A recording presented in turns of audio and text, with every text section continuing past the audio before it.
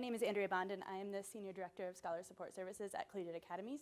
We are an open enrollment charter network of only high schools in New Orleans. As a part of my role, I have the unique opportunity to lead our scholar support team. And excuse me, I tend to talk a little fast and I'm nervous because you all are really impressive people, so excuse me. As a part of my work, we really ground ourselves in this mission, the idea of redefining what's possible for diverse learners and truly working every day to push them and to reach their most rigorous post-secondary opportunity and outcome, and believing that there is core design work to be done to make sure that that's truly capable of happening. So it's within this mission that a few years back we surveyed our landscape. And across our landscape we said, does every scholar within our schools truly have access to rigorous post-secondary opportunities once they leave our schools and our network? And the answer for about 10 of our students was no. And the thing that they all had in common is that they had significant disabilities. And so the opportunity that existed for them within New Orleans at that time is taking that typical 9 through 12 experience and reliving it for about 8 years until they exited and potentially had a job, and that just wasn't good enough for our kids. And so we knew we needed to do something and act quickly, and really leaned into our mission to kick off a research year where we went across the country and asked the question, what are our students' most affluent peers in cities in Boston, in LA, et cetera, getting, and how is this leading them to a rigorous opportunity in employment post-high school? And with that, in the spring of 2015, we launched an organization, a pilot program, not an organization yet, hopefully, called Opportunities Academy, which we refer to as OA. And what you'll see here is a picture of my friend Devante holding an Opportunities Academy shirt. This is at senior signing day, where all of our seniors from across the network walk on stage and proudly display some artifact that shows where they're going as their educational next steps.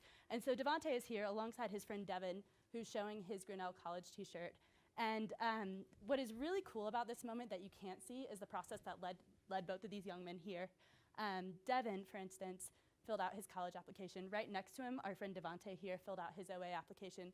Both of these men asking the question, who do I want to be at 25, and how does my experience help guide me to that outcome? And then from here, they both walked the stage together as peers.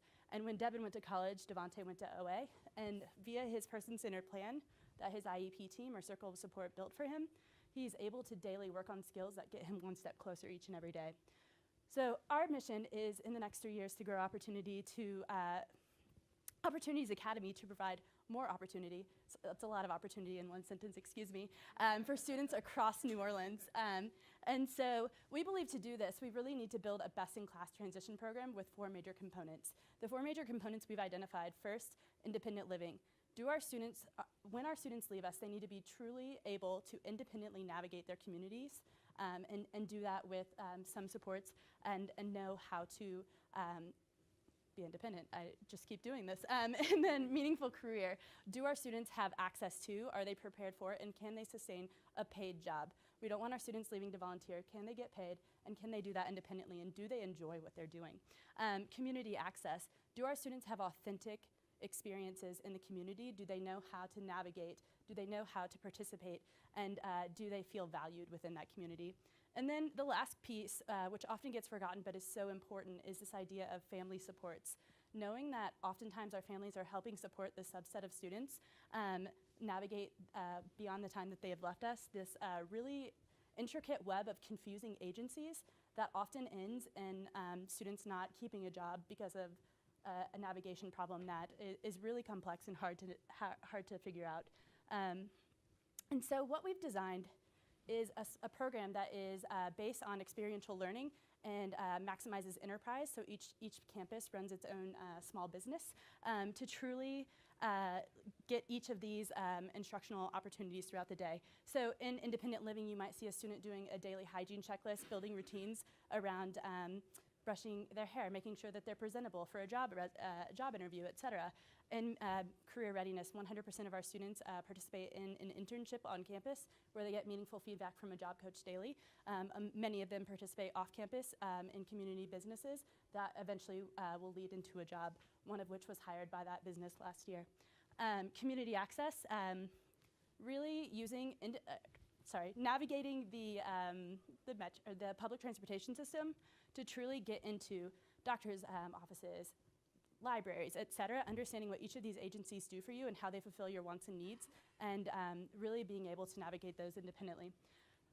And then finally, helping our families understand what voc rehab is, what services they should be offering, really what Social Security income means, what it doesn't mean, and how that impacts your work.